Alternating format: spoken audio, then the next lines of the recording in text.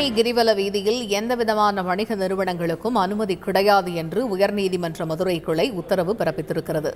இது பற்றிய விவரங்களை எமது செய்தியாளர் மாரிசாமி விவரிக்க கேட்போம். மாரிசாமி, வணக்கம். இந்த வழக்கின் பின்னணி என்ன? பிரசித்தி பெற்ற பழனி முருகன் கோவிலின் கிரிவல பாதையில் எந்த விதமான வணிக நிறுவனங்களுக்கும் அனுமதி கிடையாது. வணிக நிறுவனங்கள் எதுவாக இருப்பினும் அதனை உடனடியாக அகற்ற வேண்டும் என உயர்நீதிமன்ற மதுரை கிளை நீதிபதிகள் உத்தரவு பிறப்பித்திருக்கிறார்கள். அதுபோக கோவிலுக்கு வரும் பக்தர்களுக்கு வாகன பார்க்கிங் வசதியை முறையாக செய்து கொடுக்க வேண்டும். பக்தர்களை அழைத்துச் செல்லும் வாகனங்களை கட்டணமின்றி இயக்க வேண்டும் என நீதிபதிகள் அறிவுறுத்தி இருக்கிறார்கள்.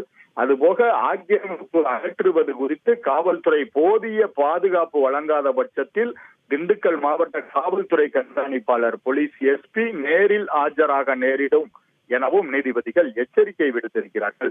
இந்த வழக்கின் பின்னணி பார்த்தோமானால் திருத்தொண்டர் சபையைச் சேர்ந்த திருத்தொண்டர் சபை நிறுவனர் ராதாகிருஷ்ணன் உயர்நீதிமன்ற மதுரை கிளையில் ஒரு மனுவினை தாக்கல் செய்கிறார். அது நீதிமன்ற அவமதிப்பு வழக்கு.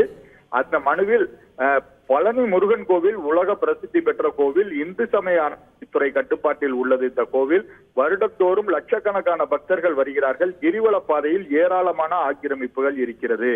இந்த ஆக்கிரமிப்புகளை அகற்ற ஏற்கனவே நீதிமன்றத்தில் வழக்கு தொடரப்பட்டு ஆக்கிரமிப்புகளை அகற்ற நீதிமன்றம் உத்தரவிட்டும் ஆக்கிரமிப்புகளை அகற்றாததால் அறநிலையத்துறை அதிகாரிகள் மீது நீதிமன்ற அவமதிப்பு நடவடிக்கை எடுக்க வேண்டும் என மனுவில் கேட்டிருந்தார். ஏற்கனவே இந்த வழக்கு பல முறை விசாரணைக்கு வந்திருக்கிறது. இந்த வழக்கை விசாரணை செய்த நீதிமன்றம் ஆக்கிரமிப்புகள் அகற்றுவது குறித்து ஆய்வு செய்ய ஓய்வு பெற்ற நீதிபதி பாரதிதாசன் தலைமையில் குழு அமைத்து அந்த உத்தரவு பிறப்பித்திருக்கிறார்கள். இந்த மனு உயர்நீதிமன்ற மதுரை கிளை நீதிபதிகள் கிருஷ்ணகுமார் மற்றும் தனபால் ஆகியோர் முன்பு விசாரணைக்கு வந்தது. அப்போது கோவில் தரப்பில் ஆஜரான வழக்கறிஞர் 86 கடைகள் தற்போது வரை அகற்றப்பட்டிருக்கிறது. ஒரு மினி பேருந்து மற்றும் 3 பேட்டரி வாகனங்கள் தற்போது பக்தர்கள் வசதிக்காக செயல்பட்டு வருகிறது.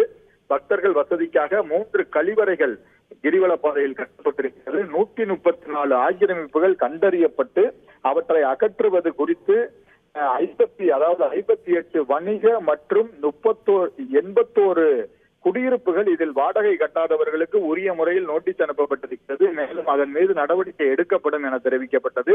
கிரிவல பாதையில் வாகனங்கள் உள்ளே செல்லாதவாறு தடுப்புகள் அமைக்கப்பட்டுள்ளது. மேலும் அரசு வாகனங்கள் மற்றும் அவசர ஊர்திகள் மற்றும் செல்வதற்கு சோதனை சாவடி அமைக்கப்படும் எனவும் தெரிவிக்கப்பட்டது. அப்போது நீதிபதிகள் பழனி கிரிவல பாதையில் எந்த விதமான வணிக நிறுவனங்களுக்கும் அனுமதி கிடையாது. வணிக நிறுவனங்கள் எதுவாக இருப்பினும் அதனை உடனடியாக அகற்ற வேண்டும்.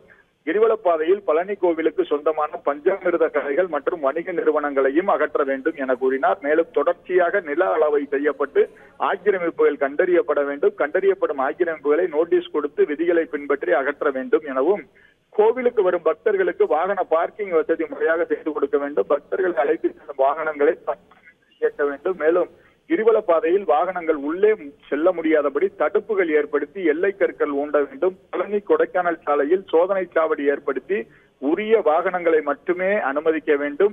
மேலும் கிரிவல வீதியில் உள்ள 3 கழிப்பறைகள் கட்டப்பட்டிருக்கிறது என கூறினீர்கள். அதற்கு அனுமதி அளிப்பது குறித்து தமிழக அரசு நடவடிக்கை எடுக்க வேண்டும். அரசு அனுமதிக்காத பட்சத்தில் அதனையும் அகற்ற வேண்டும்.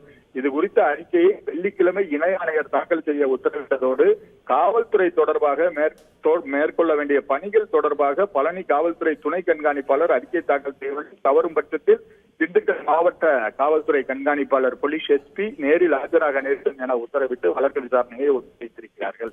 விரிவான விவரங்களுக்கு நன்றி மாரிசாமி. செய்திகளை உடனுக்குடன் தெரிந்து கொள்ள உடனே சப்ஸ்கிரைப் பண்ணுங்க.